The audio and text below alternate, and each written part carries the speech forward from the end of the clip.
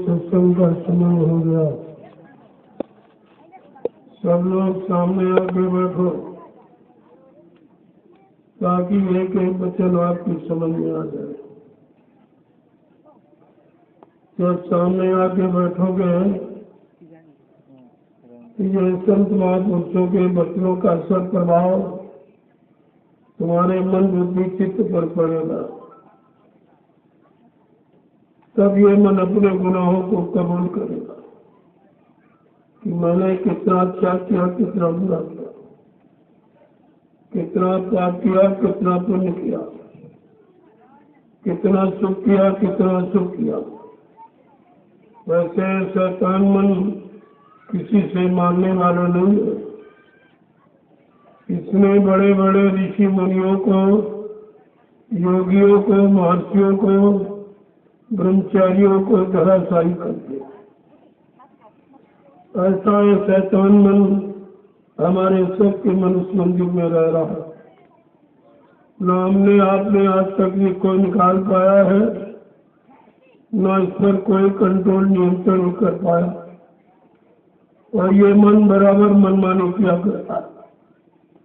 जब जैसी इसके अंदर इच्छा उठती है, अपनी इच्छाओं की पूर्ति के लिए आपके शरीर को साथ में लेकर काम की इच्छा हुई तो काम की इच्छा को पूरी करा लिया, क्रोध की इच्छा हुई तो क्रोध की इच्छा को पूरी करा लिया, लोभ मोह अहंकार की इच्छा हुई तो लोभ मोह अहंकार को पूरा करा लिया। और तुम इस मन का कुछ नहीं कर सकते।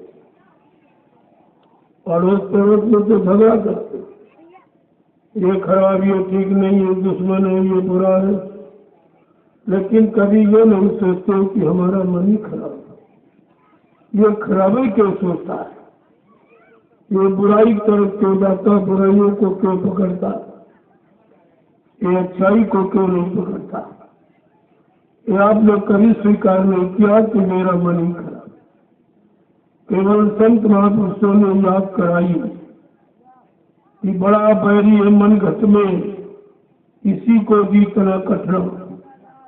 पढ़ो तुम इसी के पीछे और शरीर जतन तजना। क्या कहा, तुम इसी के पीछे पढ़ो। बड़ा बैरी होने दुश्मन, सबसे बड़ा दुश्मन तुम्हारा मन है।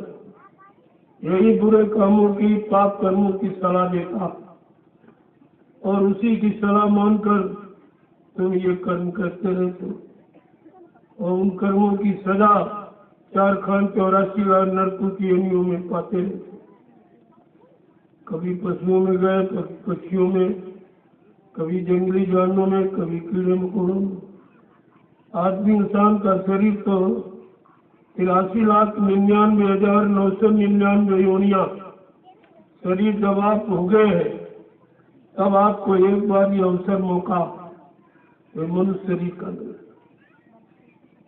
कहा जाओ अति बार मृत्यु मंडल में उस कलयुग में संत महापुरुष आए।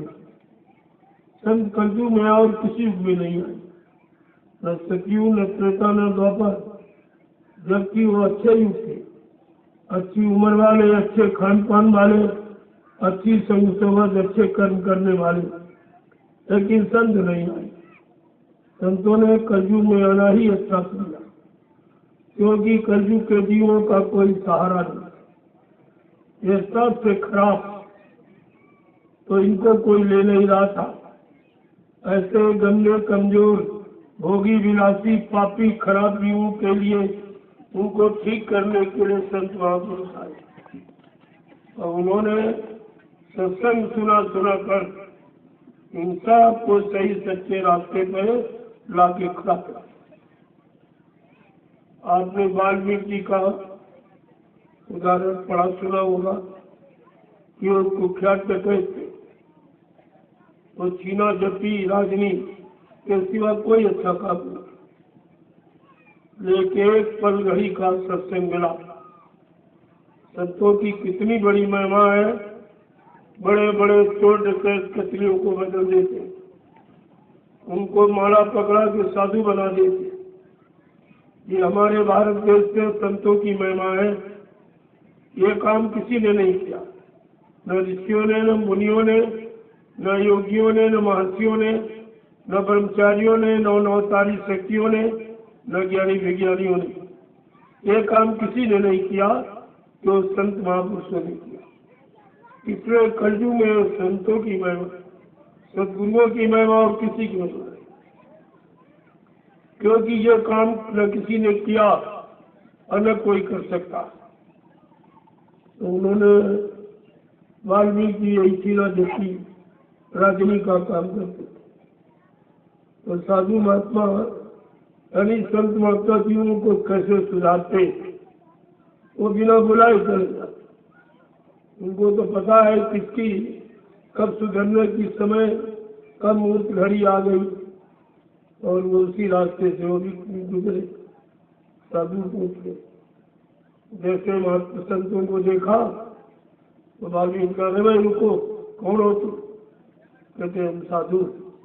कहे उनके जो भी सामान हो रहे दीजिए। कहते भाई मेरे पास तो रोटी है, कमंडल हो, कल वही रखिए। रखवा दिया तो महात्मा जी बैठ का चाहिए, बताओ ये किसी लिए करते हो तुम? फिर सभी करते हैं अपने बाल बच्चों के पालन पोषण के लिए, मैं भी, ये मेरा ही धंधा है। अच्छा, धंधा तो करते हो, लेकिन एक बात, तुम जाओ परिवार वालों से पूछ के आओ, जो ये पाप कर्म करते हो, इस पाप कर्म में भी तुम्हारे घर परिवार वाले हिस्सा लेंगे कि केवल तुम्हारी लूटपाट की कमाई में? कहा अच्छा, जिससे तुम भग जाओ? कहते नहीं भगेंगे। तो साधुओं को तो पेड़ में बांध दिया। वाल्मीकि घर गए, जब पहुंचे तो घर वालों ने कहा भाई कुछ लेके नहीं आए, कल आज कोई मिले नहीं। जो साधु मिले उनके पास तो था नहीं। साधुओं ने ये कहा कि जाओ परिवार वालों से पूछ के आओ, जो ये लूटपाट की कमाई करते हो, इस कमाई के वो खाने वाले ही है कि केवल पाप कर्म में हिस्सा लेंगे? घर वालों ने कहा हमको तुम्हारे पाप कर्म से क्या लेना देना, तो अपना तुम जानो, तुम करते हो, हमें तो खाने से मतलब। लेकिन फिर भी उनकी बुद्धि में नहीं आया ये क्या क्या। जब लौट के आए तो महात्मा ने पूछा भाई क्या जवाब मिला? कहा परिवार वाले तो कहते हैं हमको तो तुम्हारे इस सामान से मतलब है, और तुमने लूटा पाटा किया ये तुम जानो, तुम्हारे कर्म जाने। काफी तुम्हारी समझ में नहीं आया। जब तुम ही भोगोगे और खाएंगे सब, यानी मतलब चैन और सुख शांति वो पाएंगे, और भोग तुम करोगे, इल्जाम तुमको भोगना पड़ेगा, एक पाप कर्म की मार तुम्हारे पर पड़ेगी। तो धीरज से बचाकर उनको सत्संग सुनाया। जैसे सत्संग सुनाया उनकी बुद्धि को एकदम बदल दिया। इसी को लिखा गया है कि उल्टा नाम जपत ज्ञानम और वाल्मीकि भय ब्रह्म समान। उल्टा नाम का मतलब कोई मरा मरा नहीं कहा था, यानी अपनी मन की स्थिति उलट दी। जो चीना जबकि राजनी का काम करते थे, आज वो माला उठा के नाम का जाप करने, वो सिमरन करने लगे, ध्यान करने लगे, भजन करने लगे। तो सत्संग बचनों ने उनके जीवन को ऐसा बदल दिया कि चोर डकैत ब्रह्मज्ञानी बन गया। उल्टा नाम जपत ज्ञानम और वाल्मीकि भय ब्रह्म समाना। जगत यानी संसार में जाना ये उल्टा जब रहे, लेकिन उन्होंने अपने मन की स्थिति उलट दी थी, वो भी सत्संग बचनों के द्वारा। यह है संतों की दया। वो कैसे दया करते हैं, जीव को कैसे बदल देते हैं, उसकी तकदीर किस्मत कैसे बदल देते हैं और कहाँ से कहाँ पहुँचा देते हैं, ये तो कोई जानता नहीं। इसलिए प्रेमियों, इस भारत देश में संतों का विज्ञान बिल्कुल अलग, वो इस मानवीय विज्ञान से बिल्कुल अलग। उस संतों के विज्ञान को अगर लोग मान ले, समझ ले, जान ले, पहचान ले, तो फिर बदलने में देर नहीं होती। आज लोग संतों की बात मानते ही नहीं। पहली बात तो सुनते ही नहीं। मैं सारे देश को सुना रहा हूँ, और बदले में कुछ नहीं मिला। ये शिक्षा, ये ज्ञान जो कहीं नहीं मिलेगा रुपए पैसे से भी, मैं मुकद दिया, और सबके हित का, सबके भले का और सबके कल्याण, लेकिन कोई लेने वाला नहीं। मैं आज 10 वर्ष से लगातार ये संदेश दिया। पहले ये संदेश 10 जुलाई 1952 से शुरुआत हुई सारे हिंदुस्तान में, और 2012 तक ये मथुरा में सबको सुनाया गया। अब पूरे देश में घूम घूम कर हिंदू, मुसलमान, सिख, ईसाई, ब्राह्मण, क्षत्रिय, वैश्य, सज्जन, छोटा बड़ा, गरीब अमीर, पढ़ा लिखा पर किसी को मतलब बाकी नहीं रखा, क्योंकि संतों वहाँ कोई जात भेद नहीं, वहाँ केवल एक मानव जाति, और मानव जाति के नाते एक मानव धर्म है, और मानव जाति में एक ही जीवात्मा है, और इन जीवात्माओं का मालिक परमात्मा एक है। वहाँ ये दुविधापूर्ण संदेश नहीं, वहाँ एक ही कर्ण, एक ही है। शरीर में तो 2 आंखें, 2 कान, 2 नाक के सुराख, लेकिन जीवात्मा में एक आंख, एक कान, एक नाक। वो है दिव्य कान, दिव्य आंख और दिव्य नाक, जिससे ऊपर के दिव्य लोगों का दृश्य देखती आंख, और ऊपर से जो आवाज आ रही, ब्रह्मवाणी, आकाशवाणी, ईश्वरवाणी, अनहत वाणी, शब्दवाणी, और मुसलमान फकीरों ने कहा कलमा और आयत, ये निरंतर इसी मनुष्य रूपी मंदिर में, इसी जिस्मानी मैजिक में आवाज आ रही, और सब घंटा संग घड़ियाल बहुत तेजी स्वागत, उसी की यहाँ नकल बनाई गई। ये मृत्यु लोक में जो घंटा संग बजाया जाता है, ये नकल, कि नकल से असल को प्राप्त करना, लेकिन तुम नकली में फंसे रहे। असल की तरफ को ले जाने वाला कोई संत महापुरुष मिला नहीं, और आपने उनकी तलाश की नहीं। अगर तलाश करते तो इसी काम के लिए आते ही। परमार्थ के कारण साधु धरा शरीर, परमार्थ समाज, देश, धर्म और लोगों के हित के लिए। उनका दूसरा काम इस मृत लोक में आने का कोई, न वो राजपाट करते, न धन दौलत लेते, न कोई मान सम्मान सामान, उनका ये काम नहीं है। वो केवल अपनी प्यारी जीवात्मा सूरत को जगाते, और जगा करके इसको उसके घर पहुंचाते। इसमें जो अटकलें बाधाएं, जो दिक्कतें जिल्लतें आती, उन्हीं को ठीक करते हैं। लेकिन उनका काम कोई राजपाट, कोई धन दौलत, कोई मान सम्मान सामान लेने का, क्योंकि ये काल का सामान है। जो काल का सामान लेगा वो काल के देश से कभी जा नहीं पाएगा, और वो काल देश से जीवों को ले जाने, निकालने के लिए आते। अगर निकालने वाला काल का सामान देगा तो निकाल। अब यह है अपने भक्तों को, अपने मुरीदों को, शिष्यों को इतना जरूर देते कि तुम्हें हम भूखा सोने नहीं देंगे, नंगा रहने नहीं देंगे, तुम्हारा सामाजिक पारिवारिक कार्य कोई रुकेगा नहीं, एंड टाइम पर वो कहीं से पूरा करा दिया जाए, लेकिन तुम भजन करते हो। एक काम आपको दिया था, भजन। अगर तुम भजन करते रहो तो तुम्हारी सारी मनोकामनाएं पूरी कर दी जाएगी, और आपने एक भी काम किया। अगर ये काम आप करते, भजन वाला, सुमरन वाला, ध्यान वाला, तो ये सब मन की जितनी कामनाएं, इच्छाएं, वो सब पूरी हो। लेकिन वो भी आपने नहीं किया, और चाहते हो ये मिल जाए, वो मिल जाए, तो ऐसे थोड़ी मिल जाएगा। किसी चीज को पाने के लिए कुछ खोना पड़ता, कुछ त्याग करना पड़ता, कुछ छोड़ना पड़ता, ऐसे थोड़ी मिल जाता। इसीलिए संत महापुरुष आए, उन्होंने बहुत सरल कर दिया। अगर संसार में सरल, तो प्रभु परमात्मा की प्राप्ति, जिसमें कोई सामान नहीं खर्च, जो मनुष्य मंदिर उसने बनाया दिया, अपनी चेतन मूर्ति जीवात्मा इसी में बैठा दी। न आपको मंदिर बनाना, न मूर्ति खरीदी, और वो जीवात्मा कोई सामान इस्तेमाल करती है। इसलिए आपको पेड़े बताते ये भी कोई जरूरत नहीं चढ़ाने की, कोई फूल पर अगरबत्ती भी वो नहीं स्वीकार करती है, उसे इसकी आवश्यकता नहीं है। तो कितना सरल तरीका संत सदगुरु ने रखा, लेकिन आपने संतों को, सदगुरुओं को, गुरुओं को पहचान ही नहीं पाया। जब ये कलयुग का जीव गुरु को, संत को, सदगुरुओं को भूल गया, तब ये परम संत अनामी महाप्रभु को स्वतः मानव चोला धारण करके मृत्यु मंडल पर आना पड़ा और प्रभु नाम जगाना पड़ा। तो जगाया हुआ नाम जीवात्मा को जगाए, लेकिन जो किताबों में लिखा है वो पढ़कर लोगों को सुनाकर आप जीवात्मा नहीं जगा सकते, न अपनी जगा सकते, न जिसको सुनोगे उसकी जगा सकते। जीवात्मा जगती है, जगाए नाम। अब ये कलयुग में ये नाम जगाया।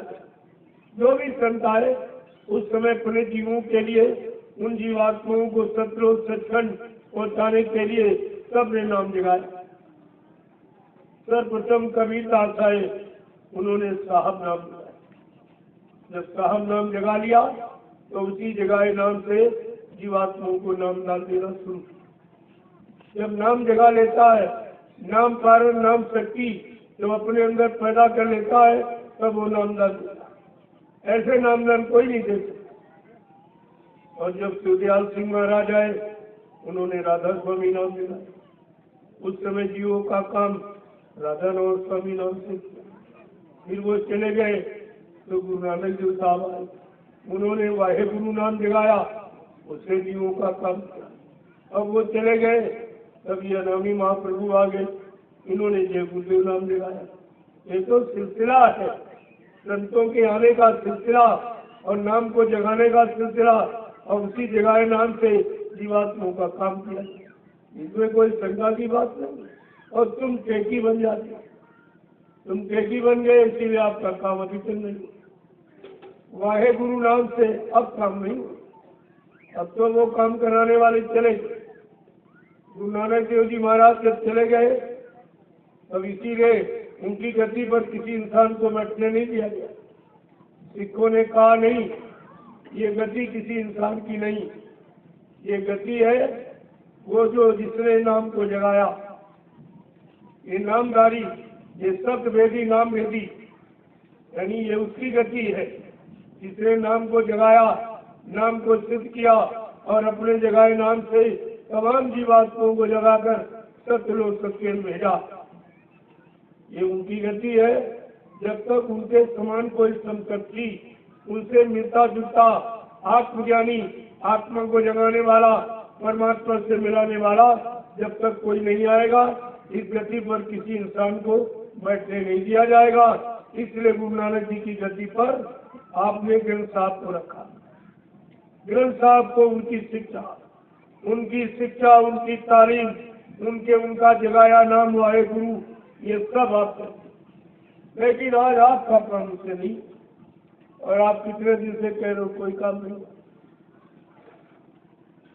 पहली जब आप वाहे गुरु नाम लेते हो तो नानक जी मिले आपको मिले किसी तो नहीं मिले। जब नाम लेते हो तो उनको बुला रहे हो तो मिलना आना चाहिए। अरे होते तो आते, ये क्यों भूल गए हो? उन्होंने शरीर का परिवर्तन कर समय से चले गए। वो मरते नहीं है, शरीर बदलते। अब बदल कर आ गए, कोई दूसरे नहीं। यही जो लोगों में शंका, तब कहा हरि के 1000 नाम, करोड़ों नाम विष्णु भगवान के, अनंतों नाम परमात्मा के, तो परमात्मा के नाम में कोई सत्संदेह नहीं करना चाहिए। जब जैसी जरूरत आवश्यकता मृत्यु मंडल में जीवों के लिए समझी जाती है, तब ऐसा नाम जगाया जाता है, जगा के सिद्ध किया जाता है, उसी नाम का प्रचार किया जाता है, उसी नाम से जीवात्माओं को जगाया जाता है। वही नाम बेड़ा भवसागर में लगाया जाता है और जीवात्माओं को नाम रूपी बेड़े पर बिठाकर इस भवसागर से पार किया जाता है। ये है सिद्धांत। लेकिन आप ये सब भूल जाते हो। आप ये नहीं जानते जो आए सबने अपने अपने समय में नाम जगाया। इसी मैंने आपको बताया, कबीरदास आए साहब नाम जगाया, शिवदयाल सिंह महाराज आए, राधा स्वामी नाम लिखाया, गुरु नानक देव जी महाराज आए, वाहे गुरु नाम लिखाया, और बाबा जी आए, इन्होंने जय गुरुदेव नाम लिखाया। तो इसमें शंका की क्या? वो तो समय में जीवों की मदद है, जीवों का सहयोग है, आत्माओं को जगाने का तरीका है, सत्लोक सत्संग पहुंचाने का। लेकिन आप शंका में फंस जाते। तो वाहेगुरु कोई इंसान का नाम नहीं, साहब नाम कोई इंसान का नहीं, राधा स्वामी कोई इंसान का नाम नहीं, जय गुरुदेव नाम कोई इंसान का नहीं। इसीलिए आपको बताया गया कि आपको शंका न हो तो जय गुरुदेव नाम प्रभु का। प्रभु जिसकी सारी सत्ता इस मृत लोक से लेकर और बीच के जितने यानी देवलोक और ब्रह्मा का ब्रह्मलोक और विष्णु का विष्णुलोक, शिव जी का शिवलोक, राम का साकेत लोक, कृष्ण का गोलोक, देवी देवताओं का देवलोक, इसके आगे पार ब्रह्म, इसके आगे महाकाल, इसके आगे सतलोक, सतलोक के आगे अलग लोक, अगम लोक और अनाम, सबसे आगे है अनाम। उसी को अनामी धाम कहते हैं। अब ये शक्ति जो आई है ये अनामी धाम, बाकी शक्तियां सतलोक से आई, संत जितने आए सब सतलोक से आए, इसलिए जीवात्माओं को सतलोक तक ही पहुंचा पाए। लेकिन जब तक जीवात्मा अनामी धाम नहीं पहुंचेगी उसका आवागमन समाप्त नहीं होगा। इसलिए जब कलयुग के लोग गुरु को भूल गए, संतों को भूल गए, सदगुरुओं को उनकी महिमा गौरव गरिमा, उनकी शक्ति ताकत और आत्मज्ञान को जब भूल गए, तब ये अनामी महाप्रभु को स्वतः अनामी धाम से मानव चोला धारण करके आना पड़ा और अनामी जय गुरुदेव नाम को जगाना पड़ा। जय गुरुदेव नाम का मतलब जितने गुरु आए सबकी जय, जितने गुरु मौजूद है उनकी जय, जितने भविष्य में आएंगे सब। तो जय गुरुदेव नाम तो सब, ये नाम अपने अपने गुरु की याद करा रहा कि आप अपने गुरु की जय बोलो। वाहे गुरु का मतलब जय गुरु, वाह गुरु, वाह गुरु यानी शान, यानी जय, यानी विजय। ये क्या है? ये सम्मान है, सम्मान सूचक शब्द है वाहे और जय दोनों। आप शंका में नहीं जाना, लेकिन आपने सत्संग सुना नहीं, बच्चों को गौर ख्याल से अपनाया नहीं, अपने जीवन में उतारा नहीं, तो आप फंस गए। यहाँ फंसना नहीं है, यहाँ निकलना। अगर नाम में फंस गए तो फिर नाम निकालेगा कैसे? इसलिए नाम में फंसना नहीं, नाम का सहारा लेकर आपको निकलना। नाम तुम्हारे सहारे के लिए जगाया गया। गुरु नानक देव जी महाराज जब यहाँ से गए तो उनका जीव या छूट गया, तो एक जीव छूट। जब सब लोग सचखंड पहुंचे, जब वहां गणना गिनती की, तब एक जीव कम कहा मैंने तो इतने को नामदान दिया, एक जीव मेरा लोग में छूट गया। अब देखो कितनी हमदर्दी होती है संतों को अपने जीव से, जिसको नामदान देते। एक जीव के लिए गुरु नानक देव जी महाराज को सब लोग से फिर आ गया। अपने जीव आए वो बेचारा संसारियों में चला जाता, तो जाके कार्य भाई चलिए, मैंने तुमको नामदान दिया है, हमारी जिम्मेवारी है हमारी जीवात्मा को घर पहुंचाना, चलिए आप।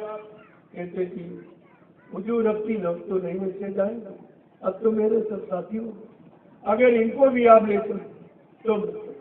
अब देखिए अपने जीव को छोड़ते नहीं, अपने जीव के कारण कितने नए लोगों को ये गुरु की शक्ति, ये गुरु का ज्ञान है।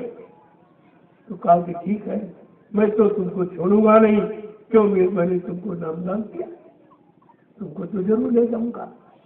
तो इसलिए नानक जाए अंगूठा दीना, सब जीवों का करो निवेदो। इसी का अर्थ नहीं लोग समझ पाए।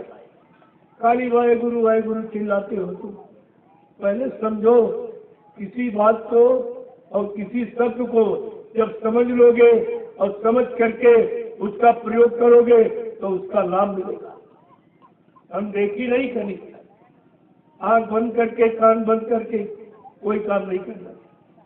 आंख खोल के करोगे, कान खोल के तो समझ लो। जब समझ लोगे तो उस काम के करने का लाभ मिलेगा। तो नानक जाए अंगूठा दीन्हा और सब जीवों का करो निगुण। उन्होंने अपने पैर का चरणों का अंगूठा ऐसे छुआया और काटा, पट से सात जीवों को लेकर सतलों को पहुंचा दिया।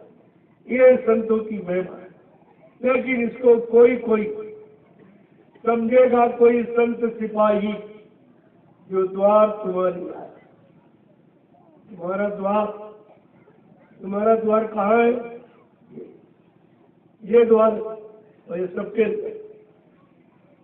यही गुरुद्वारा है। गुरु इसके नीचे अपनी जीवात को कभी नहीं आने देता। ये नीचे ये गंदे दरवाजे सब गंदगी वाले लोगों की जीवात्मा ये गुरुद्वारा है, यही मंदिर है और यही मस्जिद है, यही चर्च है, ये सच्चा यही है। लेकिन तुमने ईंट पत्थर का बना दिया कैसे गुरुद्वारा? अरे उसके साथ लिखा गुरु के द्वारा परमात्मा मिलेगा, गुरु के द्वारा मिलेगा। ये गुरुद्वारा ईंट पत्थर वाला इसके द्वारा नहीं मिलेगा, गुरु के द्वारा। जब कोई सच्चा गुरु आत्म भेदी नाम भेदी शब्द पारखी गुरु जो हो गए तो झरने में भेद न खाए। अगर शब्द की पारी करने वाला कोई सच्चा सदगुरु मिल जाए तो ये काम आपका बहुत जरूरी। तो ईंट पत्थर का गुरुद्वारा आपने बनाया इसलिए उनकी याद में यहाँ बैठकर हम उनकी याद करें। बाकी यहाँ वो रहते नहीं है, न कभी आए न कभी आएंगे। इन्होंने ये समझ लिया कि बस इसी में रहते, इसी में चिल्लाओ। अगर इसी में रहते होते तो धीरे से इसी में बुलाते आप और उनको प्राप्त कर लेते। इस चोटी पर लाउड स्पीकर क्यों लगाते? ये प्रमाण है कि इसमें नहीं है, लेकिन बेचारे जानते नहीं कहाँ है। कैसे क्या कहीं वो सुन ले हमारी आवाज, क्या कहीं हो। तो ऐसा नहीं है। बिन देखे नहीं पाइयो का, बिना देखे तो कुछ मिलेगा। देखे बिन न हो प्रतीति, बिन प्रतीत तो हो नहीं प्रीति। बिना देखे किसी से प्रेम होता ही नहीं। और आपने नानक जी को देखा नहीं, आपने सुना है देखा नहीं, तो सुने सुनाए से काम थोड़ी चलेगा। वो दिखाने वाले जिन्होंने देखा, जो उनसे मिले, जो उनकी वाणी बन को सुना, ऐसे संत महात्माओं की तलाश करो। गुरु कोई खोज करो भाई, बिन गुर्राह कोई नहीं पाई। ऐसे सच्चे सदगुरु की खोज करो जिसने अपनी आत्मा को जगा लिया हो, परमात्मा से मिला लिया हो, परमात्मा के दरबार का दरबानी। ऐसा मिल जाएगा तो तुम्हारी जीवात्मा को जगा देगा और परमात्मा से मिला देगा। लेकिन तुम यही हल्ला मचाने से फुर्सत नहीं पाते। अरे जितनी देर हल्ला मचाते उतनी देर बैठ के स्मरण करो, ध्यान करो, भजन करो, इससे काम बनेगा। ये लाउड स्पीकर हमें हल्ला मचाने से कोई मिल जाएगा? कौन मिला? कौन तुमको मिला? किसने? जिसको सुनाया उनको भी मिला। तुमने अपना भी खराब किया का समय और सुनाने वालों का भी समय खराब किया। तुमने दूना अपराध किया, ये सजा तुमको मिलेगी। इतने जीवों को तुमने भरमा दिया, बहका दिया, अलग कर दिया सच्चाई से। इसलिए आपको संतों ने आदेश चिल्लाने का नहीं दिया। क्या कहा? 5 नाम का सुमरन करो, श्याम श्वेत में सूरत धरो। इस सूरत को, इस जीवात्मा को इस अंधकार से निकालकर प्रकाश व चेतन देश की तरफ ले चलो। ये आदेश आपको मिला। लेकिन तुम्हें हल्ला मचाने कोई मतलब का काम, कोई मतलब नहीं। चिल्लाने से क्या मतलब? क्या अल्लाह से अल्लाह, क्या अल्लाह से परमात्मा, क्या अल्लाह बचाने सच्चा सदगुरु मिला आपको? कितने दिन आपने गंवा दी। तो इमारत ये ऐसी खड़ी रहेगी और तुम मर के चले।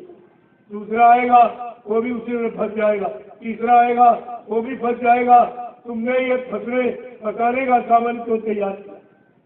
क्या तुम काल के जीव?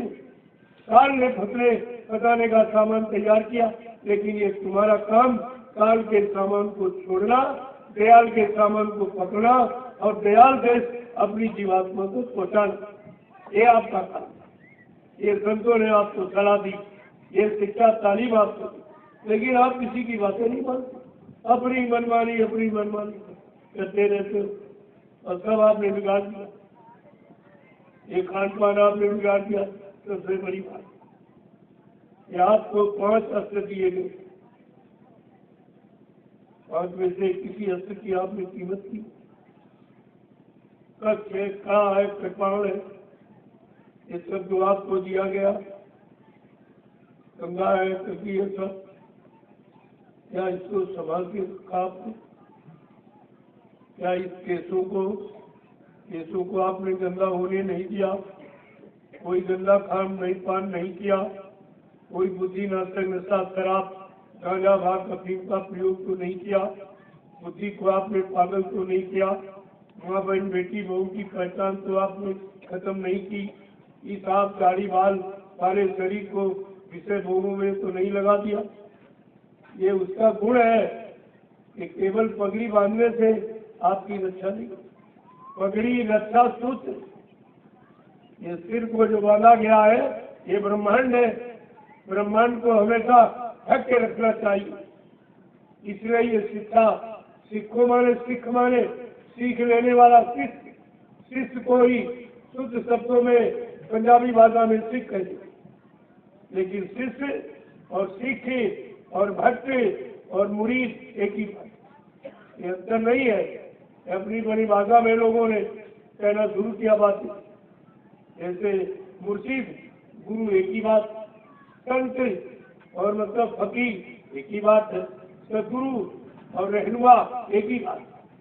ये अपने बड़े समय में जो भी आए, जो मुसलमान फकीर आए, उन्होंने उर्दू में बता दिया उस खुदा को, और जो हिंदू महात्मा आए उन्होंने हिंदी में बता दिया, और जो सिख में आए उन्होंने पंजाबी में कह दिया। लेकिन किसी का भाषा से नाम लेने लगोगे तो उसके नाम में कोई परिवर्तन हो जाए। जैसे आम है, आप आम को आम कहते, अगर अंग्रेज मैंगो कहते तो क्या आम का स्वाद बदल? क्या आम की यूटिलिटी, उपयोगिता क्या बदल जाएगी? तुम्हारे नाम रखने से उसका गुण नहीं बदलता।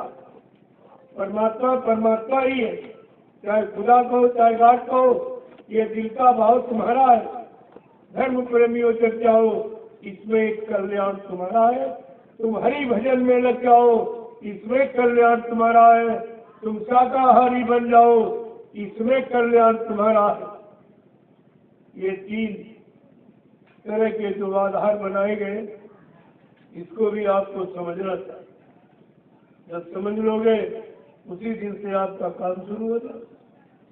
आपको कुछ नहीं करना, जो बताया जाए वो, लेकिन तुम मनमानी करते, जो तुम्हारा मन कहता वही करने लगते। और मन कहेगा काल के काम, जब काल का काम करोगे तो इसी काल के देश में बनेगा।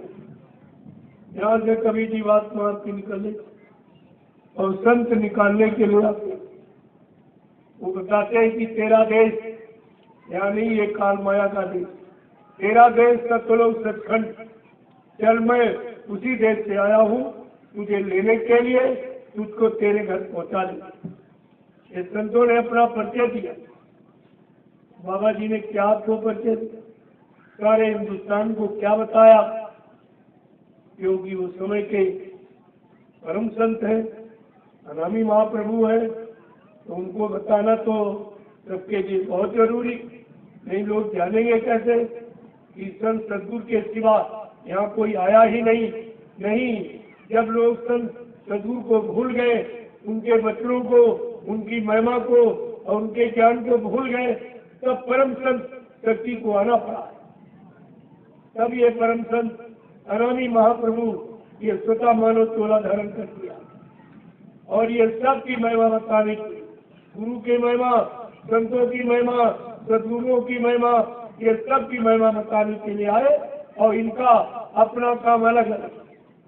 गुरु को जो जीव जगाने से उन्होंने अपने ज्ञान से जगाया, उनका ज्ञान सांसारिक, राजपाट धन दौलत देकर, मान सम्मान देकर, पत पत्नी बाल बच्चे देकर ये सामान देकर उनको जगाया। और इसके बाद संत आए, उन्होंने इससे अलग होने के लिए जगाया कि अब तुम काम करो, लोग मोह काम को छोड़ो, इसी में तुमको फंसे और इन्हीं पांचों ने तुमको फंसाया, अब तुम इससे अलग हो जाओ। संतों ने अलग करना सिखाया। सदगुरुओं ने कहा बिल्कुल अलग हो करके ये लो नाम का सहारा पकड़ो, ये नाम डाल लो और ये नाम की कमाई करो। तुमने शरीर इंद्रियों से दाम की कमाई की, जो कमाई काल माया तुम्हारी नहीं है, वो काल भगवान।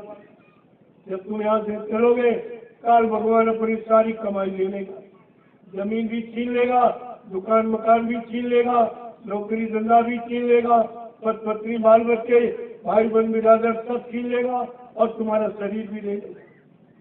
तुम्हारा नंगा करके यहाँ से बेचेगा, जाओ ये तो सब मेरा सामान मैंने दिया।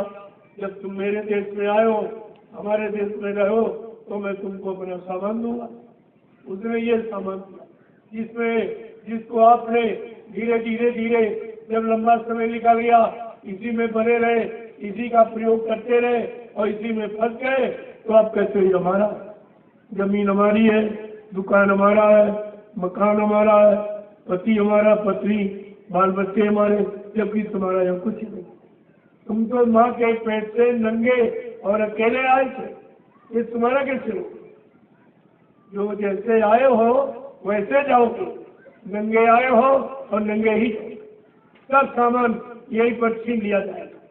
जब सामान सब छीन जाएगा तो इस सामान में इतना समय क्यों खराब?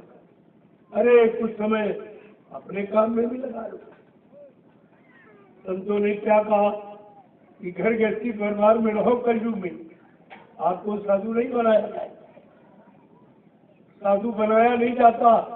साधुता एक विचार है, साधुता धारण किया।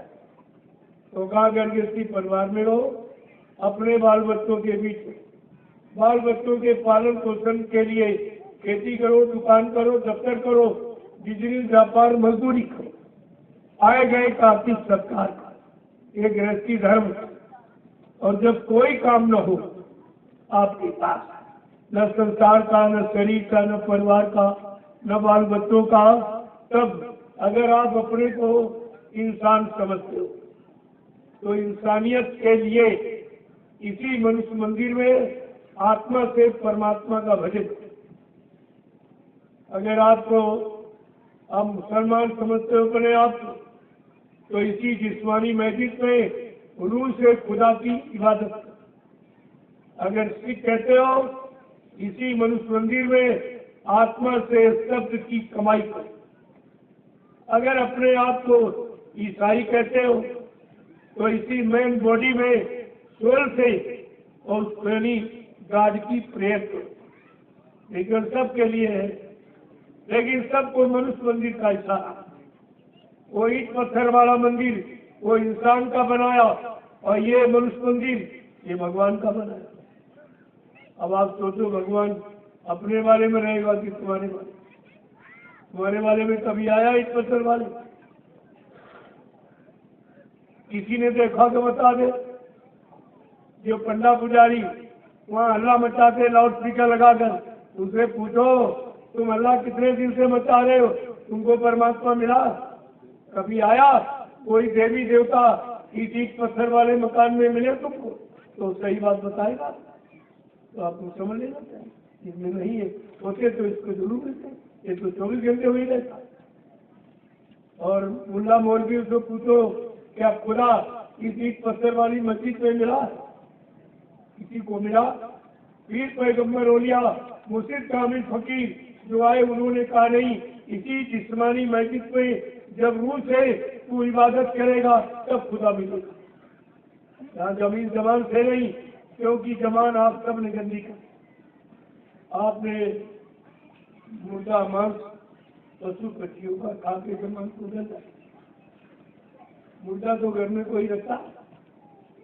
अरे ये बताओ, आप अपने घर में मुर्दा आप रखते हो, तुम्हारे घर में कोई खत्म हो जाता है उसको आप घर में नहीं रखते।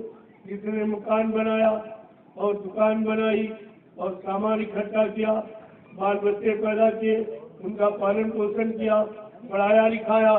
जब उसका शरीर मुर्दा हो गया तब आप उसको घर में नहीं रखते, कहते नहीं नहीं ये मुर्दा घर में नहीं रहेगा, ना ये गांव मोहल्ले में रहेगा, ये रहेगा शमशान भूमि में या कब्रिस्तान। न हिंदू रखता न मुसलमान रखता। ये आप बताओ, जब घर का मुर्दा घर में नहीं रहेगा, यानी मतलब गांव में मोहल्ले में नहीं रहेगा, और बाजार माना मुर्दा रसोई घर में रहेगा, ये कौन सा आपका ज्ञान है? ये कौन सी शिक्षा, कौन सा धर्म है, कौन सा मजहब है, कौन सी पूजा है आपकी? इतना तो आपको ध्यान में रखना चाहिए कि घर वाला मुर्दा घर में नहीं रहेगा और बाजार वाला मुर्दा रसोई घर में रहेगा। ये कौन सी आपकी?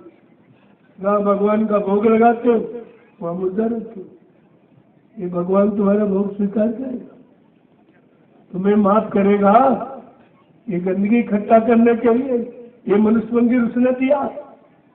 कम से कम संत महात्मा फकीरों के पैगाम कलाम संदेश को सुनो तो अभी बच सकते हो, नहीं तो इसकी बहुत बड़ी सजा, जीव हिंसा हत्या की सबसे बड़ी सजा, इससे बड़ी कोई सजा, क्योंकि तुमने किसी जीव को बनाया नहीं, न तुमने मुर्गा बनाया, न बकरा, न मछली, न अंडा आपने बनाया नहीं है। ये परमात्मा का बनाया हुआ है। परमात्मा की बनाई चीज को बिगाड़ोगे तो परमात्मा खुश होगा कि नाराज? खुदा खुश होगा कि नाराज? ये आज तक हिंदू मुसलमान सिख ईसाई किसी ने नहीं सोचता, और सीख के सबके सिर पर ये मुर्दा खाने का और बुद्धि नशे नशा शराब पीने का एक भूत चल, ये भूत चल गया। अब ये उतरने वाला भूत है, बगैर संतों महात्माओं की दया के ये सिर का चढ़ा भूत को उतार दो। आपको इस पर विचार करना चाहिए। आज ये सरकार का प्रचार क्यों किया जा रहा, क्या इसकी जरूरत हो गई? तो मैं इसको भी साफ साफ आपके सामने बयान कर दूं, आपकी शंका मिट जाती। जब बच्चा पैदा होता है माँ के पेट, यही एक रास्ता, और कहीं से बच्चा नहीं, दूसरा रास्ता है ही नहीं आने, केवल माँ का गर्भ। चाहे हिंदू घर में पैदा होता है, मुसलमान, चाहे सिख ईसाई, ब्राह्मण क्षत्रिय वैश्य, कोई जाति नहीं। तो मैं आपसे ये पूछने आया हूँ, क्या किसी माँ ने पैदा होने के वक्त अपने बच्चों को अंडा खिलाया था, मुर्गा खिलाया था, मछली का मांस, बकरे का मांस खिलाया था, कि बुद्धि नाशक नशा शराब गांजा भांग अफीम पिलाई थी? हर माँ ने अपना दूध पिया, ये दूध शुद्ध शाकाहार। तो हम लोग, हमारा तो जन्मसिद्ध अधिकार शाकाहार, हम शाकाहारी बन के पैदा ही हुए, तो आपको एक नई बात कहाँ बताई जाए? तुम्हारे जन्मसिद्ध अधिकार को बताया जा रहा कि आपका ये जन्मसिद्ध अधिकार, 3 अधिकार लेके आप पैदा हुए, शाकाहारी, सदाचारी और ब्रह्मचारी। ये 3 गुण लेके आप पैदा हुए, और 3 में से तुमने पहले खत्म कर दिया कि आप शाकाहारी नहीं रह पाए। अब सदाचारी ब्रह्मचारी कैसे रहोगे? फिर आपका जीवन सुख में शांति में कैसे बनेगा? फिर आप लोगों पर दया रहम कैसे करोगे? सबके काम कैसे आओगे? प्रेम प्यार मोहब्बत सेवा त्याग सदाचार परमात्मा की यादगार कैसे करोगे? जब शराब पी लोगे तो परमात्मा की याद आएगी, खुदा की याद आएगी, गुरु की याद आएगी, और तो शराब पी के नाली में गिर जाओगे, कब भूल जाओगे? तो कितना अनैतिक कार्य आप कर बैठते हो, उसी अखाद्य पदार्थ के कारण जो तुमने गंदे कर्म किए, आज उसी की सजा ये कुदरत सुनाने जा रही है। जो तरह तरह की नई नई बीमारियां, बाबा जय गुरुदेव जी महाराज ने बहुत पहले आपको इशारा किया, सन 1980 से पूरे हिंदुस्तान को जानकारी दे कि बच्चा शाकाहारी हो जाओ, अच्छे नेक भले ईमानदार चरित्रवान बन जाओ। न कुदरत नाराज हो गई तो उसकी नाराजगी से फिर कोई बच नहीं सकता। लोगों ने उनकी बात नहीं मानी, हंसी मजाक समझा। अरे संत महात्मा कभी हंसी मजाक करते? वो तो तुमको समझाने के लिए, कई रास्ते पर चलाने के लिए, सच्चा लाभ आपको गिराने के लिए आते, तो लेकिन तुम हंसी मजाक किसी ने नहीं सुना। और बाबा जी ने यह भी कहा 6 नवंबर 1986 ये घोषणा की थी कि अगर तुमने मेरी बात न मानी और शाकाहारी और सच्चे ईमानदार नेक भले चरित्रमान न बन पाए, तो कुदरत की तरफ से एक ऐसी बीमारी आ रही जिसका नाम है कोरोना। कोरोना क्या न करो तो बीमारी नहीं आएगी, अगर करोगे तो जरूर आएगी। कोरोना का मतलब ये कहा था, क्या न करो, अंडा मत खाना, अंडा मुर्गी का मासिक धर्म, ये सबसे बड़ी गंदगी। इसको खाकर कोई अच्छा काम नहीं कर, अच्छे विचार नहीं पैदा कर सकते, अच्छा देखना सुनना उठना बैठना उसका कभी नहीं होगा। ये सबसे खराब। और आज बड़े बड़े यानी पढ़े लिखे डॉक्टर कहते ये तो अंडा तो फ्रूट, अरे भैया कौन से पेड़ में लगता है? वो पेड़ कहाँ है? हिंदुस्तान में तो है नहीं, या विदेश में कहीं है इसमें अंडा लगता हो, या कोई जमीन में ऐसी फसल जो अंडे के रूप में पैदा होती हो? तो ऐसा बरकराने बहकाने वाले ये जानकार इनके सबसे बड़े पाप के वादी। ये सबसे बड़ा पापी कौन होता? 10 पापी पने माने जाते, हनुमंता विशास्ता निहन्ना कर विक्रयो संत करना क्यों भरना कश्य ध्यात्ता हनुमत माने सलाह देने वाला, ये सबसे बड़ा पापी होता।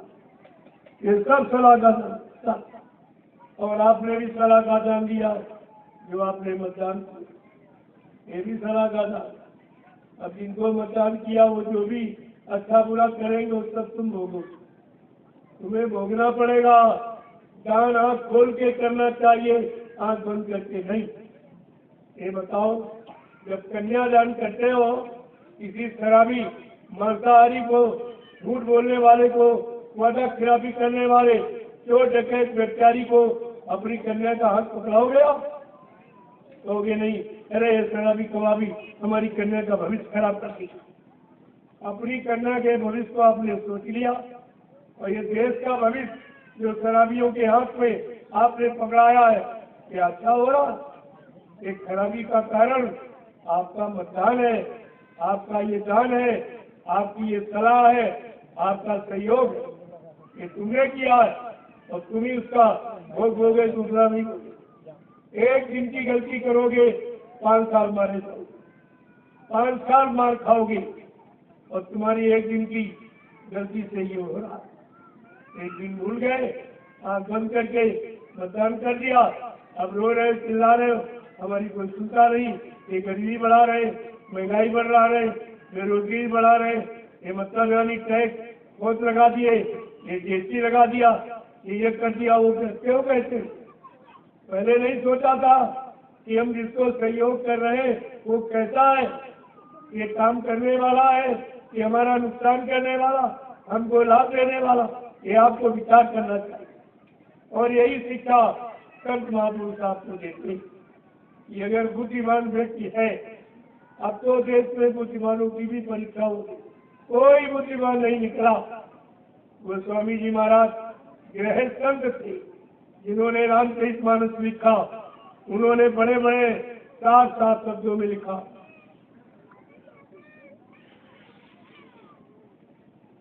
क्या कहा उन्होंने कि सुन खाग पाती ये समुझी प्रसंगा, और बुध नहीं कर ए अधम कर संगा। बुद्धिमान पुरुष कभी अधर्मियों का साथ। और आपने क्या किया? ये तुम्हारी बुद्धिमानी है?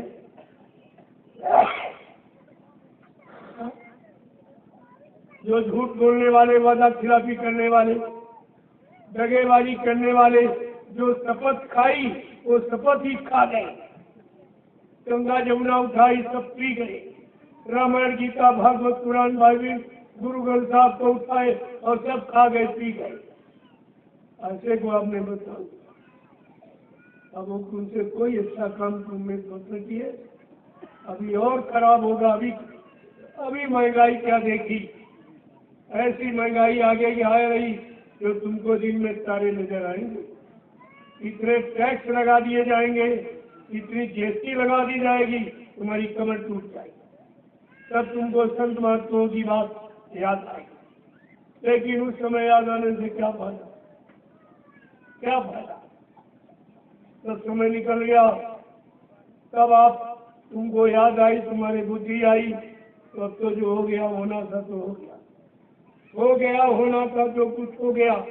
ब्याज क्या, मूल धन भी खो गया, तुम्हारा तो सब चला गया, कुछ भी आपके पास बचा नहीं। इस पर आपको विचार करना चाहिए था। लेकिन विचार कहाँ से करोगे जब तुमने गंदा खान पान करके आहार खराब कर दिया। आहार से विचारों का जन्म होता है। जब आहार खराब तो विचार खराब, विचार खराब तो कर्म खराब, कर्म खराब तो व्यवस्था खराब। ये व्यवस्था ऐसे खराब नहीं हुई, चाहे शरीर की हो, चाहे परिवार की हो, चाहे समाज की हो, चाहे देश दुनिया की। व्यवस्था हमसे हमेशा एक खान पान से खराब हुई। और जब तक इस पर कंट्रोल नहीं किया जाएगा, कोई भी माई का लाल हिंदुस्तान क्या सारे विश्व की समस्याओं का समाधान नहीं कर सकता। और ये परेशानी और बीमारियों से किसी को रिहाई छुट्टी नहीं दिला सकता। ये आपके सामने है, आप देखते नहीं। मैं तो आपसे प्रार्थना करने आया हूँ कि अभी अगर आप मान जाओ तो अच्छी बात है। आपका परिवार खुशहाल हो जाए, बाल बच्चे आपके साथ सलामत बने रहे, आप भी बने रहो, आपका धंधा व्यापार भी सही सलामत चलता रहे। मैं तो ये चाहता हूँ, इसीलिए आपको ये शाकाहारी बनने का संदेश देने आया हूँ। आप धर्मात्मा महात्मा तो नहीं बन पाए, सच्चे ईमानदार चरित्रवान नहीं बन पाए, तो शाकाहारी बन जाओ। इसमें कौन सी आफत? शाकाहारी बनने में कोई खर्चा नहीं, बल्कि जो तुम धन अनावश्यक गंदे खान पान में बर्बाद करते हो वो तुम्हारा बच जाए। वो बचा हुआ धन तुम्हारे बाल बच्चों के पढ़ाई लिखाई में काम आवे, शादी ब्याह में काम आवे, घर मकान बनाने में काम आवे। महात्मा हर तरफ से ही तुम्हारी मदद करना चाहती है, लेकिन दुनिया ऐसी बाबरी, कोई ग्राहक ना बने, कोई अच्छी सच्ची बात लेने वाला नहीं। क्या इतने लोग हो मेरे को? इन्हीं को चाहिए अच्छा, इन्हीं को अच्छा समय, इन्हीं को सुख शांति, यानी इन्हीं को चाहिए, बाकी किसी को नहीं चाहिए। ये तो सामने जाहिर है। लोग पुरानी कथाएं सुनाते, पुरानी चर्चा करते, कितना खर्चा लेते, और जिससे कुछ होने वाला नहीं। जो पुरानी गीता, रामायण, भागवत, कुरान, बाइबिल, गुरु ग्रंथ साहब, ये सब आप पढ़ते हो, ये तो पहले की लिखा पढ़ी, तुम्हारे समय की इसमें कुछ नहीं। और न तुमको उसके पढ़ने से तुम्हारी कोई समस्या हल हो पाए। आप इतने दिन से इन किताबों को पढ़ रहे हो, कोई बीमारी कम हुई, कोई परेशानी तुम्हारी गई, कोई मुसीबत दर्द यानी तुम्हारा कुछ खत्म हुआ, कोई लड़ाई झगड़े कम हुए? ये सब और बढ़ गया और बढ़ता चला जा रहा। इस शिक्षा का और इस सिद्धांत का तुम्हारे ऊपर कौन सा असर पड़ा? तो इसलिए संत महात्मा कभी अटकाते भटकाते नहीं, वो समय समय की चीज आपके सामने रखी। जैसे उस समय कुछ और था, जब नानक जी महाराज आए तब ये समय नहीं था, इतनी चोरी डकैती नहीं, इतने कत्ल, इतनी बेईमानी, कीना जपी, दगेबाजी और छल कपट उस समय इतना नहीं था। तो उस समय उन्होंने वायुगुरु नाम जगाया था और कहा इस नाम को जो लोग लोगे उनको लाभ मिलेगा। जब तक मैं मौजूद रहूंगा तब तक मेरे जगह इस नाम का लाभ मिलेगा। जब मैं चला जाऊंगा तो इस नाम से आपको कोई लाभ नहीं मिलेगा। फिर कोई दूसरा संत आ जाएगा, वो आपके लाभ के लिए नाम लगाएगा, वो चला जाएगा, कोई तीसरा आ जाएगा। इस तरह संतों का आना जाना ये बंद नहीं होगा। वो समय समय पर समय से जीवों को लाभ देने के लिए कोई न कोई नाम दिलाते रहे। लेकिन तुमने वो बात मानी नहीं, तुम टेकी बन गए। अब टेकी बन गए, चीटी बन गए तो काम होने वाला नहीं। कुछ नहीं हो रहा, क्योंकि आप उस चीज को समझते नहीं। ये दाढ़ी का पगड़ी का मतलब क्या अभी तक नहीं जानता। ये सब कुछ रखने का, बाल रखने का मतलब तुम वो काम करो तुम्हारा कोई बाल बांका नहीं कर सकता। वो काम क्या है? वो है संतों की शिक्षा, संतों के सिद्धांत, संतों की नीतियां, संतों के कानून। जब वो आप जान लोगे उसके अनुसार अपने जीवन को पाक साफ निर्मल पवित्र रखोगे तो तुम्हारा कोई बाल बांका नहीं कर सकता। इस बाल का यह मतलब, ये सब संतों के इशारे हैं, ये चिन्ह है उनके और आपको दिए गए, लेकिन आपने एक भी चिन्ह की मर्यादा नहीं। पगड़ी ये लाज है, ये लाज है। पगड़ी सिर का मुकुट, सिर का ताज है। पगड़ी कोई नीचे गिरा दे तो अपमान माना जाता, यही आपका अपमान होता। ये सम्मान रखने की चीज, ये सम्मान सूचक चिन्ह है पगड़ी।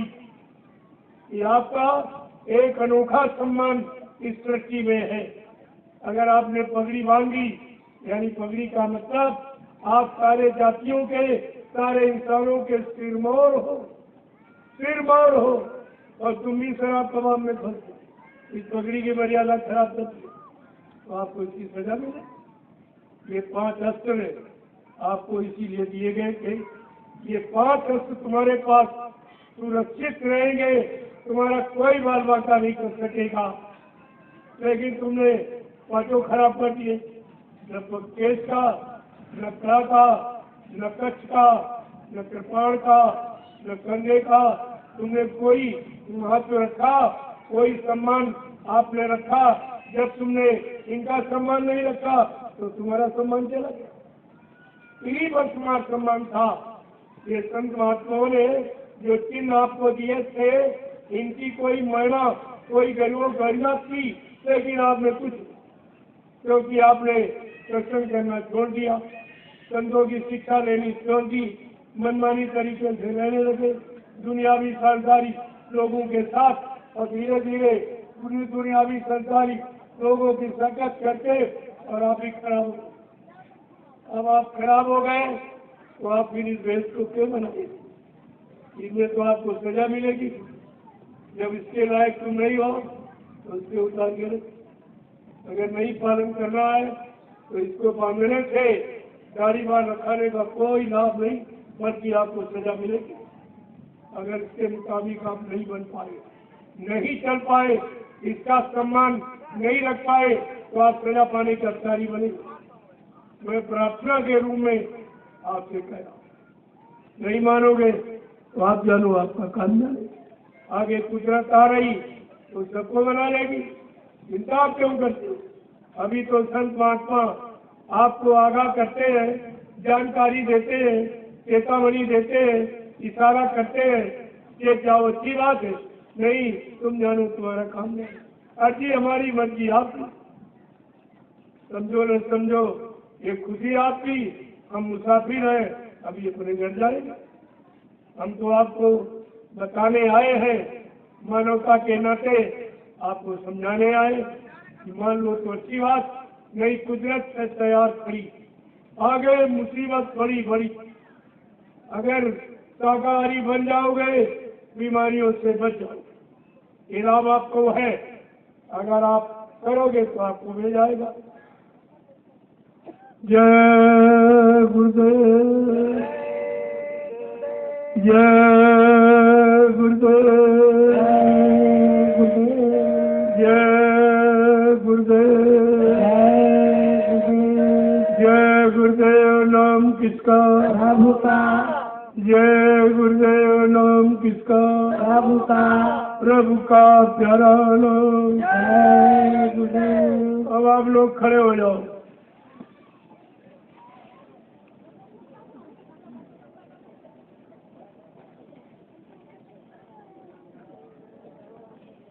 खड़े हो जाओ आप लोग। देखो प्रेमियों, खड़े होने का मतलब, खड़े तो रोज ही होते हो और बैठते भी रोज हो, लेकिन हमारा उद्देश्य कुछ और है। खड़े होने का मतलब अब अच्छे सच्चे नेक भले ईमानदार चरित्रवान समाज के निर्माण के लिए अब आप लोग खड़े हो। अब सुस्ती करने की जरूरत नहीं है, ये परिवर्तन का समय है। परिवर्तन किसी को माफ नहीं। पिछला परिवर्तन तो बहुत खराब था, द्वापर का परिवर्तन मारकाट था। कृष्ण भगवान ने महाभारत करके करोड़ों को मारा। जब उनकी बात लोग नहीं माने, ठीक शिक्षा नहीं स्वीकार की, तो करोड़ों को मारा और वो 18 दिन में मारा करोड़ों। जब राम की बात वो रावण विद्वान नहीं माना, उन्होंने भी करोड़ों को मारा। और सतयुग में जब हिरण्यकशिप अपने बेटे भक्त प्रहलाद की नेक भली अच्छी धर्म सत्य की बात को नहीं माना, वो भी माना गया। तो इतिहास तो ये बता रहा, अच्छी सच्ची नेक भली बात न मानने का परिणाम विनाश, वो विनाश होता है। आप नहीं मानोगे तो आपका भी मानो। और अभी आपने देखा कि बाबा जी की बात लोगों ने नहीं मानी, तो उन्होंने 6 नवंबर 1986 को कोरोना की बात बताई। लोग हंसी मजाक करते थे कि ये कोरोना भरोना क्या होता है, ये क्या बोल रहे हैं, ये बाबा जी पागल हो गए क्या? तो ठीक है, तो समय बताएगा कि मैं पागल हूँ कि तुम सब पागल। जब आ गया तो कोई दवा इसकी आप पे नहीं, सब झूठा प्रचार है, कोई दवा, क्योंकि कोई बीमारी नहीं है, ये तुम्हारे पाप कर्मों की सजा। ये कुदरत ने ये सजा भेजी है। और करोड़ों एक धक्के में चले गए दुनिया से, तो कोई नहीं बचा पाया, न प्रधानमंत्री मुख्यमंत्री बचा पाया, न कोई डॉक्टर में हकीम बचा पाए, न दवाखाने हॉस्पिटल यानी बचा पाए, न कोई डॉक्टर में हकीम बचा पाया। प्रेमियों, ये कुदरत की तरफ से जो कुछ गलत होता है या बुरा होता है, उसको रोकने बचाने का अधिकार केवल संत सदगुरु और कोई नहीं बचा सकता। संतों का संबंध कुदरत से होता है, बाकी कुदरत से किसी का कोई संबंध नहीं। कुदरत किसी को नहीं मानती, न किसी को माफ करती है, लेकिन संत महापुरुष कुदरत को मना लेते, मनाना जानते हैं, क्योंकि वो कुदरत का काम करने ही आए। जब कुदरत का काम करने आए तो कुदरत हमेशा उनके पक्ष में रहती। जो वो कहते हैं वो कुदरत करती है। लेकिन आप सब भूल गए इस बात को और मुसीबत में आपके लिए। तो इसलिए अभी आपके लिए मौका, अभी वक्त है गुनाहों से तू तौबा कर ले, फिर न कहना हमने सुना था पैगाम में। मैं ये कहने किसी को नहीं दूंगा, मैं पूरे हिंदुस्तान में घूम घूम कर ये संदेश दे रहा हूँ, लोगों को जानकारी दे रहा हूँ। आगे आने वाले खराब समय से बचाने के लिए ये महाप्रसाद भी दे रहा हूँ, जो हिंदुस्तान में कभी किसी ने दिया ही नहीं, न पहले दिया, न आज कोई दे रहा, न आगे कोई दे सकेगा। ऐसा एक काम आपके सामने अनोखा होगा। जय गुरुदेव, जय गुरुदेव, जय गुरुदेव, जय गुरुदेव। नाम किसका? जय गुरुदेव। नाम किसका? प्रभु का। प्रभु का प्यारा नाम। जय गुरुदेव, जोर से बोलो, जय गुरुदेव, सब मिल बोलो, जय गुरुदेव, बोलना होगा, जय गुरुदेव, अभी से बोलो, जय गुरुदेव, दुख दर्द हरेंगे, जय गुरुदेव, सब कष्ट मिटेंगे, जय गुरुदेव, सुख शांति भी देंगे। जय गुरुदेव, सबके दाता, सबके मालिक, जय गुरुदेव, प्रेम से बोले, जय गुरुदेव। ये नाम नहीं इंसान का, ये नाम है प्रभु का, ये काम नहीं इंसान का। ये काम है प्रभु का। प्रेमियों भी इंसानों के बस का काम नहीं। अगर इंसानों के बस का होता, ये 70 साल की आजादी ये सब आपको परिचय दे रही कि आपका कोई काम नहीं। चुनाव तो आपने किए, इतने चुनाव किए, चुनाव पर चुनाव, चुनाव पर चुनाव, सारा देश चुन लिया, कुछ नहीं बचा, कुछ भी नहीं बचा और काम कुछ नहीं।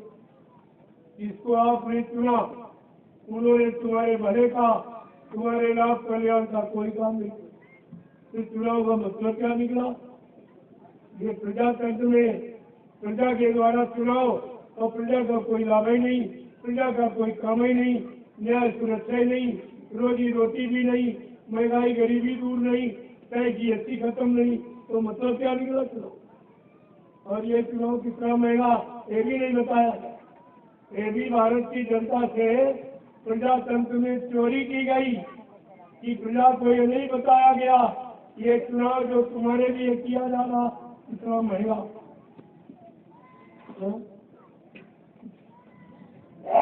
कितना महंगा चुनाव आपको नहीं बताया गया। इसका खर्चा, एक पंचवर्षीय चुनाव का खर्चा 70 अरब रुपए, 70 अरब रुपए, और किसी ने आपको बताया नहीं, ये भी आपसे छुपाया। और ये खर्चा कौन देगा?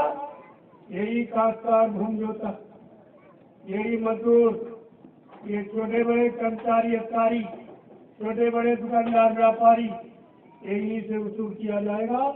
महंगाई लगा के, टैक्स बढ़ा के, GST लगाकर ये सब तुम्ही से वसूल किया और तुमको इस चुनाव से कोई लाभ नहीं, तो तुम जागोगे क्या? ऐसे सोते रहोगे, ऐसे मार खाते रहोगे, ऐसे महंगाई झेलते रहोगे, ऐसे गरीब और दुखी बने रहोगे? विचार करना चाहिए। तो नहीं विचारोगे तुम बात बताना, सचेत करना, इशारा करना मेरा काम, पालन करना आपका काम। करोगे तो लाभ मिलेगा, नहीं करोगे तो और मुसीबत में चले जाओ। आगे ये भारी मुसीबत आ जिसका कोई बयान नहीं कर सकता, लेकिन जो देखते हैं संत महापुरुष आपको सब उनकी दिव्य दृष्टि खुली और अपनी दिव्य दृष्टि से ये भविष्य को देख रहे कि आगे आने वाला भविष्य कितना खराब, कितना दुखों से, मुसीबत, बीमारियों से भरा हुआ। इसलिए आपको आगाह करते, आपको घूम घूम के जानकारी देते। तुम्हारे गांव कोई आया नहीं आता, जिसको आपने चंदा नोट तोड़ दिया, महंगाई गरीबी आपने झेली, टैक्स आपने दिए, GST आपने दी, लेकिन कोई आया? कोरोना की बीमारी में भी नहीं आया। तुम्हारी मुसीबत, आपत्ति, दुख पर कोई कभी नहीं आता जिनको आपने ये दिया। मैंने तो आपसे कुछ मांगा नहीं है, और जिनको आपने धोती रोटी रंगोटी दान दक्षिणा रुपया पैसा दिया, ना कोई महात्मा आया आपको। ये दोनों नहीं आए, न धर्मनीति ने तुम्हारी मदद की, न राजनीति ने।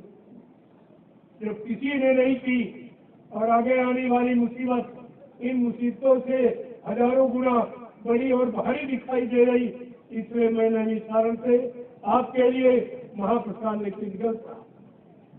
मैं निकल पड़ा और गाँव में, शहर कस्बों में, गलियों में गुहार पुकार लगा करके ये महाप्रसाद देता हूँ, इसको ले लीजिए। अभी तो मैं दे रहा हूँ, कोई देने भी नहीं आएगा, कोई तुम्हारा हमदर्दी, कोई तुम्हारी चिंता रखने वाला देश में नहीं। महात्माओं के सिवा, संतों फकीरों के सिवा तुम्हारी चिंता करने वाला कोई। तो मैंने ये अभियान जारी किया है और हर जगह प्रेमियों को प्रसाद देता हूँ। तो मैं आपके यहाँ तक आया, रास्ते में कितने कुंटल मार सब ये रास्ते में सब खड़े मिले।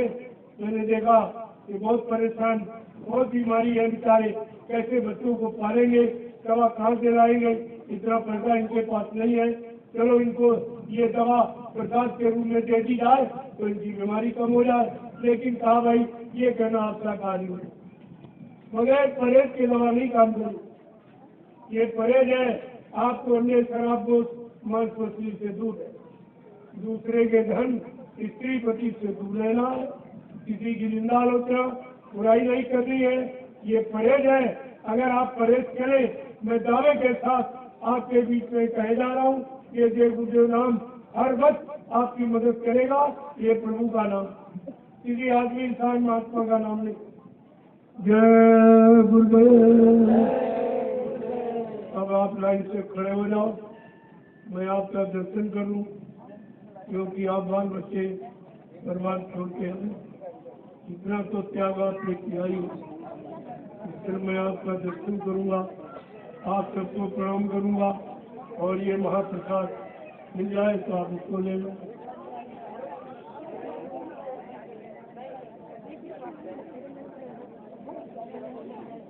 एक लाइन महिलाओं की, देखो शांति की, इतनी अच्छी चीज ले रहे हो जो कहीं मिलेगी नहीं, पहला शोरगुल मत बताइए, उसको प्रेम से स्वीकार कीजिए। ये महाप्रसाद हिंदुस्तान में कोई नहीं दे रहा। देखिए सदगुरु दयाल की कैसी महान कृपा दया है कि वो अपनी दया किस तरीके से तुम्हारे तक पहुंचा रहे हैं, यही उनकी मौजमंदी। जय गुरुदेव, जय गुरुदेव, जय गुरुदेव। सतयुग कौन लाएंगे, विश्व में शांति कौन लाएंगे, जन जन में प्रेम कौन लाएंगे। इस बात को गांठ में बांधो, ये काम तुम्हारा कोई नहीं कर, इस काम करने का वादा किया जा रहा, ये कभी किसी ने किया ही नहीं, वो काम करके दिखाया जाएगा, इसलिए आप अपने काम को समझ लीजिए। देखो एक झंडा गाड़ा, भाई झंडा गाड़ा आपने निकाला, आप लोग ये सब काम करते हो अधूरा। तो तुम्हारा कार्यक्रम कराने का मतलब था, जब खेती जनता को कोई लाभ न मिले तो तुम्हारा कार्यक्रम कराने क्या मतलब। हर जगह मैंने कहा झंडा गाड़ा दीजिए। जब लोग झंडे की परिक्रमा करेंगे, उनकी तमाम तरह की बीमारी और भूत प्रेत ये सब उतर जाए। ये झंडे का इतना बड़ा काम है, तो तुम वो काम करते ही नहीं। झंडा गाड़ी आप जल्दी से प्रेमियों से परिक्रमा करेंगे। जय गुरुदेव।